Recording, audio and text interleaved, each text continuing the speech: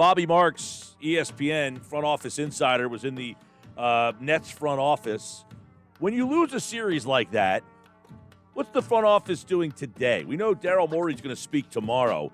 And I would imagine, Bobby, the first question he gets is, what are your thoughts with Ben Simmons, correct? Is that the top question the Sixers organization has to answer right now? Yeah, I mean, I think that's probably, that's what everyone was talking about after the game. I think it lies, there's more issues just besides, what we saw with Ben in this series here. But, yeah, I mean, that's going to be the number one thing. I think from a front office standpoint, what I would advise is just to get away for a week or two. Just kind of decompress here and figure out where to go. I know that the combine is this week in Chicago, and then they've got draft workouts, right after that. But I think, the one thing you don't want to do is kind of just make rash decisions.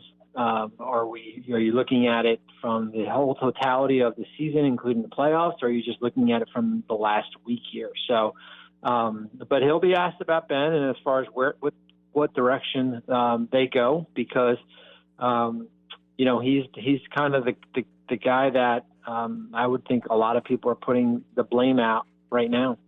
A lot off that, though. I mean, okay, you've been in these conversations. If you are in a front office right now, are you guys getting together saying, hey, I think we can get Ben Simmons for pennies on the dollar, or we think we can get him because we can change him, or I just watched this guy and I don't want any part of him? Well, I mean, I think it's hard when you say you don't want any part of him when he's owed $147 million.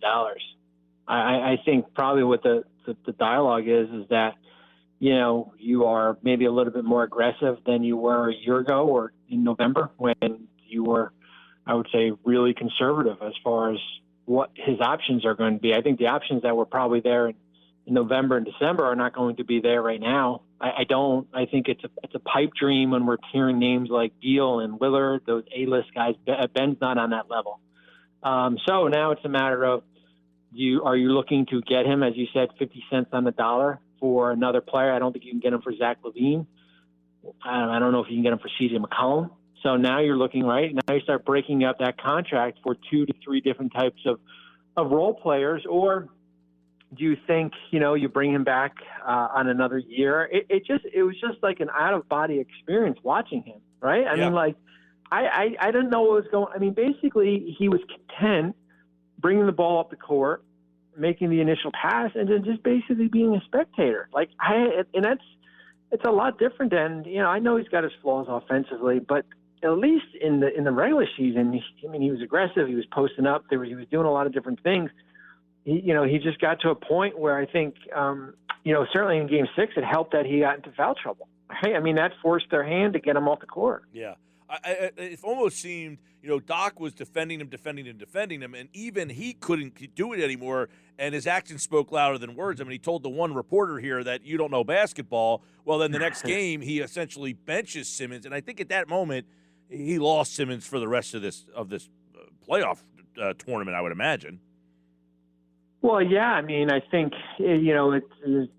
certainly certain players are, from a fragile standpoint, when you are that number 1 or number 2 guy, it takes a little bit of a toll on you when you're forced to take a player out of the game. I think they had good success when Maxey was out there, certainly in Game 6. I thought Tyrese gave him a little bit of a spark, and the dunk last night, I've never seen that before. The non-dunk, let's say. I just never seen that before. I've never seen a player pass up a dunk to pass to a, I don't know what Matisse free throw percentage, but for a guy who went out and split, could have tied the game and you wound up splitting them.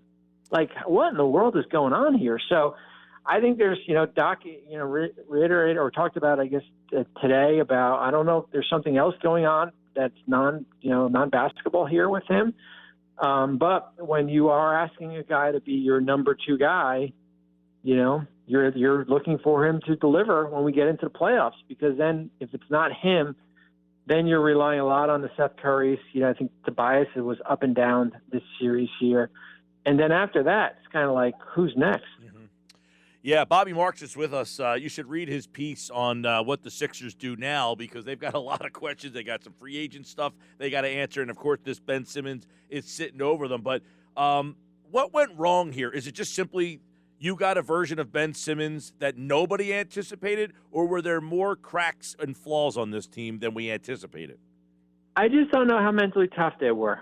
I just think, I think we saw in game, I think we saw probably throughout the series here, certainly game 5, brought about a different light here. I thought when things got tough and when there was adversity here, they kind of went in a different direction. But on the other side of it, game 6, they were basically on the mat for the first quarter, and they could have gone away.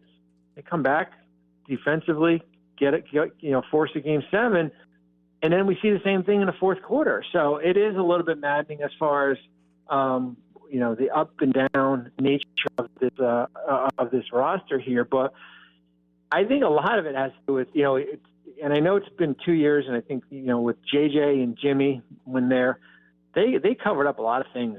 I mean, they really did. I mean, they saved a lot of people's rear ends.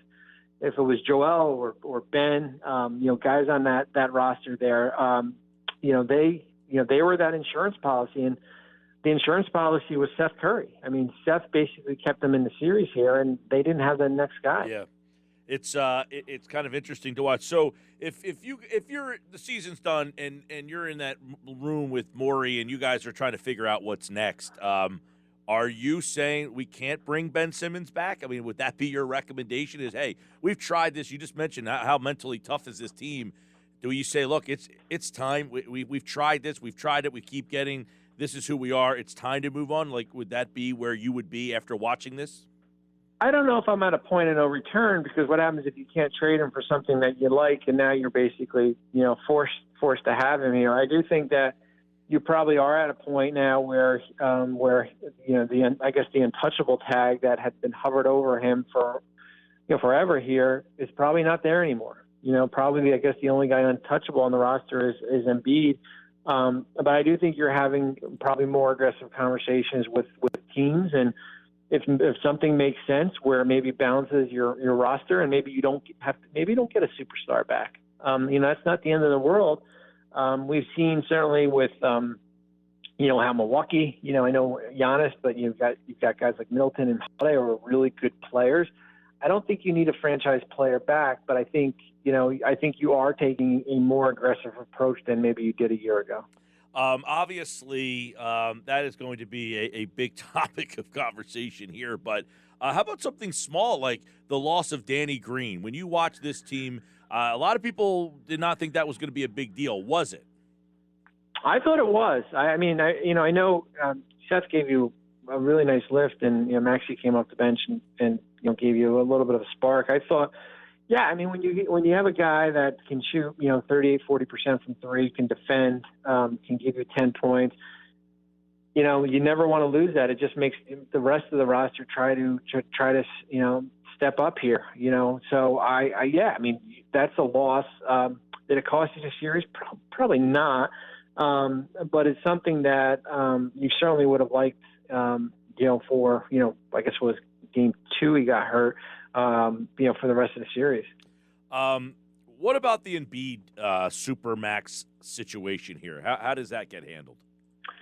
It's going to be interesting because they had, when he signed that original contract back in 2017, he had that insurance protection on there that, protected the organization. I don't know if Embiid's going in that direction. I don't see Joel Embiid signing a Supermax contract that has, all the bells and whistles of protection for the franchise here. And it will be interesting how it plays out. It's a huge number. I mean, it's about $200 million over the next 4 years. That would start in 2023.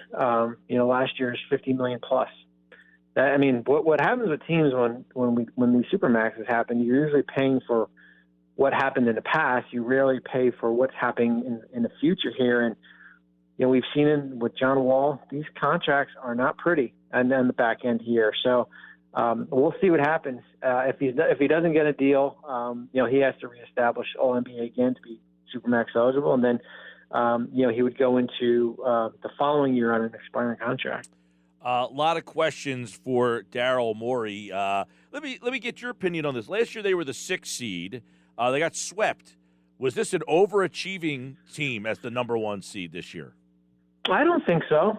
I don't think so. I mean, certainly things lined up a little bit because of maybe the injuries in Brooklyn for them to fall up to number 2. I thought, they had as good of a regular season. I thought that from a consistency standpoint, it was there. Certainly there were a couple of games here, but I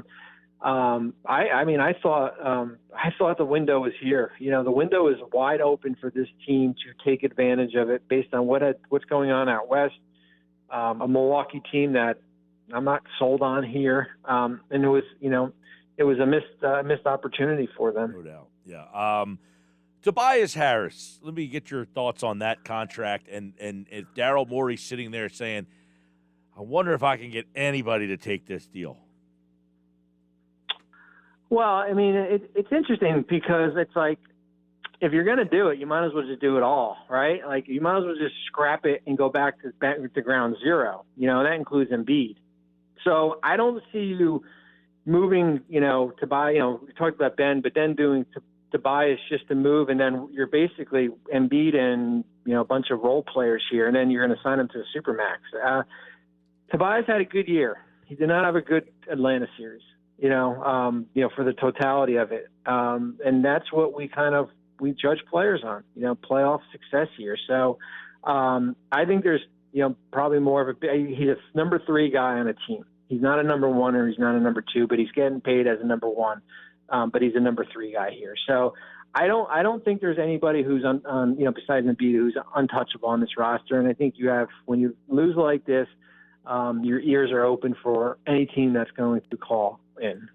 Bobby Marks, check out his offseason in Philadelphia over at ESPN.com, some of the focuses for them. I guess we'll leave you with this. Is Ben Simmons in Philadelphia next year? I think he is. I do. But it's just that number's hard, man. I said it on Zach Lowe's podcast we just did. It's like, if you're a team if you're a team that had cap space, would you sign Ben Simmons for 4 years, $147 million? I think the answer would probably be no. Tough one for Daryl Morey here. Good luck with that, man. And he is a guy that likes to pull the trigger. We'll see if he can get this one done. Bobby, appreciate it, man. You're welcome. Thanks.